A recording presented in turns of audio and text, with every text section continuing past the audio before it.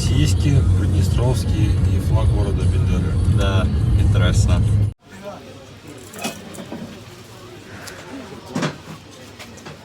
It is quite warm out today. It's about 91 degrees right now.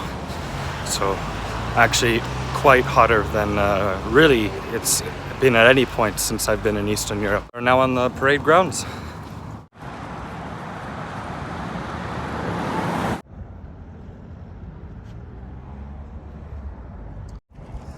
One thing that is interesting to note is that travel here to this place is heavily discouraged. The US State Department online says that you shouldn't travel here. The English, as in the UK government websites, also highly discourage travel here. But to be honest, I really don't feel unsafe. It's definitely an interesting feeling knowing where I am. A lot of this stuff is really interesting to see. It's certainly something that you don't see very often in a lot of the other former Soviet republics that I've visited.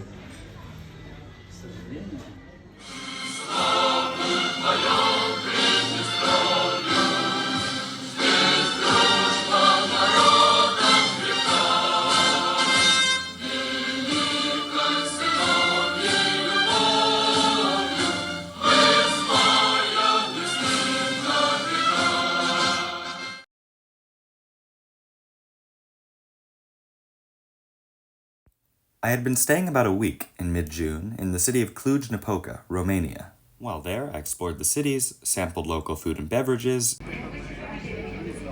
and spent some time hiking through the Apuseni Mountains in western Transylvania. Influencers will come, they will do their own, then it blows away. Yeah. But I had packed my things and was now ready to head to my next destination. From Cluj-Napoca, Romania, I would be heading directly to Chisinau, the capital of Moldova. Unfortunately by bus. I say unfortunately because this was a grueling 12-hour-long trip that took us through the mountains in eastern Romania that really just did not provide a lot of opportunities for sleep, I'm afraid. When we finally did make it to Moldova, it was barely past 5:30 in the morning, and at that point I wanted nothing more to just fall asleep, which is exactly what I did as soon as I made it to my hostel. The next few days included sampling local cuisine, visiting the museum, and also seeing other historical sites around the capital.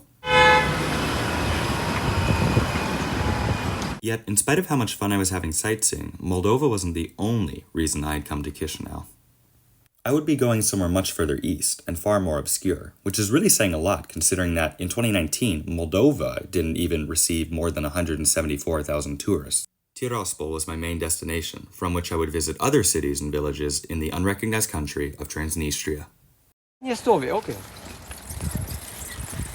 Situated in eastern Moldova, sandwiched between them and Ukraine, the Pridnestrovyan Moldovan Republic, as it's officially known, is widely famous for its plastic currency and its preservation of monuments and memorabilia from the Soviet era, for which many individuals in the area maintain great nostalgia.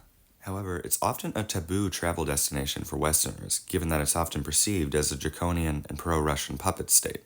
According to the US State Department, in addition to the fact that there's military conflict in bordering Ukraine, Transnistria is a region that is not under control of the Moldovan government. Visitors must show identification to cross into Transnistria. Visitors may also have to show ID, such as a passport at checkpoints. And, most importantly for me, the US government's ability to provide emergency services to US citizens traveling in Transnistria may be limited or delayed since Transnistria's de facto authorities control access to the region. In other words, there is no foreign embassy in Transnistria that could offer help should I be in trouble. Yet in order to fully understand this unrecognized country, and the reason I was visiting it in spite of safety concerns, we need to take a look at its history.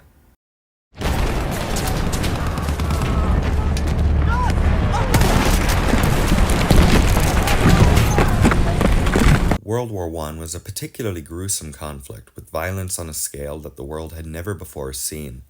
This conflict was particularly brutal in the Balkans, where the countries of Serbia, Romania, and Bulgaria would lose a combined total of 1.5 million individuals, both military and civilian, over the course of the war, according to Statista. Although Romania was never involved in the war from start to finish, they were certainly among those fighting in the conflict, and frankly, were quite victorious in the end. I mention Romania not only because it was a major player in the First World War, as well as the Balkans conflicts from 1912 to 1913 that occurred earlier, but also because Romania had a huge hand to play in the early history of Moldova and Transnistria. Now we thought no more wars, ever.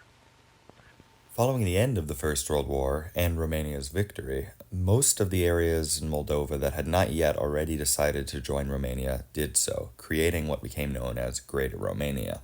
However, while most of Moldova would remain with Romania until World War II, Romania was ultimately forced to cede the territory to the Soviet Union in 1940, where it would remain until the latter's collapse in the 90s. What followed World War II and Moldova's integration into what became known as the Moldovan Soviet Socialist Republic was actually heralding in a pretty prosperous time for Soviet standards, at least. Following its integration into the Soviet Union, the Soviet authorities invested mass amounts of resources in order to develop heavy industry and infrastructure in the region, which drew many Russian-speaking individuals to this area. According to Encyclopedia Britannica, the Soviet Union not only eradicated things such as literacy in this new republic, but industry thrived and there were many job opportunities available. However, as the Soviet Union grew more economically stagnant and began to teeter towards collapse, Moldovan and Romanian nationalism began to take hold.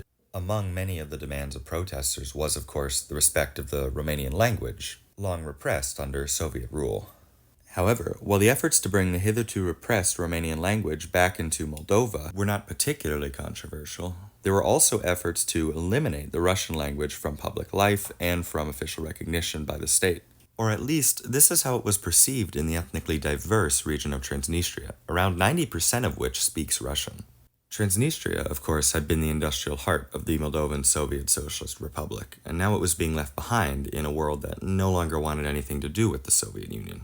And it's really this drive for lingual autonomy and cultural acknowledgement that historians like William Zadetsky posit as being the primary reason that the individuals in Transnistria sought independence from Moldova. So by the 1990s, as Moldova was seeking its independence from the Soviet Union, Transnistria was seeking its independence into it. The flag of Transnistria is even the flag of the Moldovan Soviet Socialist Republic.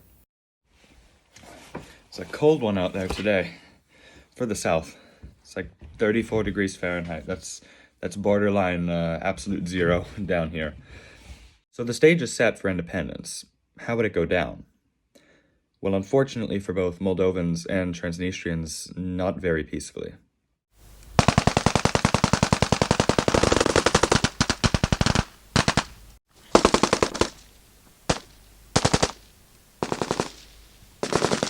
Although there had been occasional sporadic fighting throughout the early 1990s, things really got bad in early 1992. In March of that year, the conflict that would really come to define the Transnistrian War would erupt, which would result in over 1,000 deaths and leave tens of thousands of individuals fleeing as refugees. Now, following independence, Transnistria had the problem of recognition. They even reached out to Russia in 2006, and Russia has not recognized them. However, it should be noted that Transnistria is recognized by South Ossetia and Abkhazia, which are two also widely unrecognized states located in Georgia. A third unrecognized state, Artsakh, used to recognize Transnistria, and this one used to be located in Azerbaijan. However, unfortunately, this one was violently wiped off the map by Azerbaijani forces in 2023.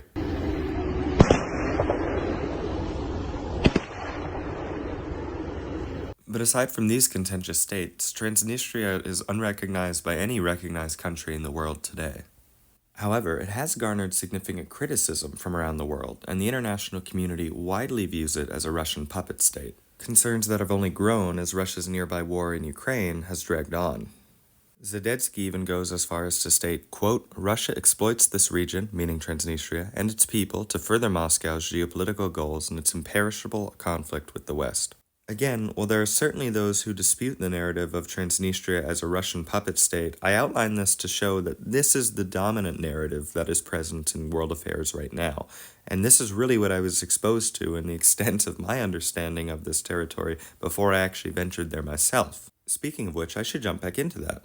Now, what was interesting about Transnistria was that it wasn't simply me hopping across the border and walking around like I had done in other countries.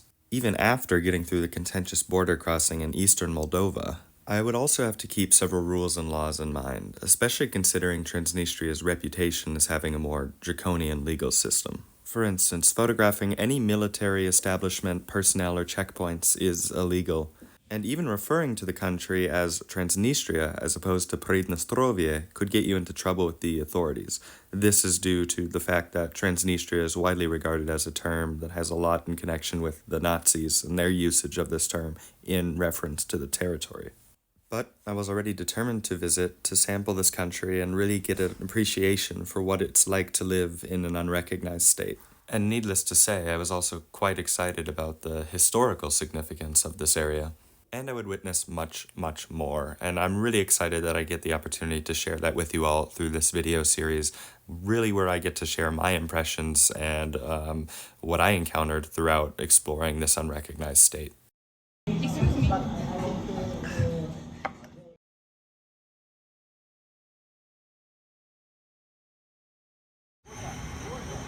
Welcome to the country that doesn't exist. I'm here right now in Tiraspol, capital city of the country of Pridnestrovie.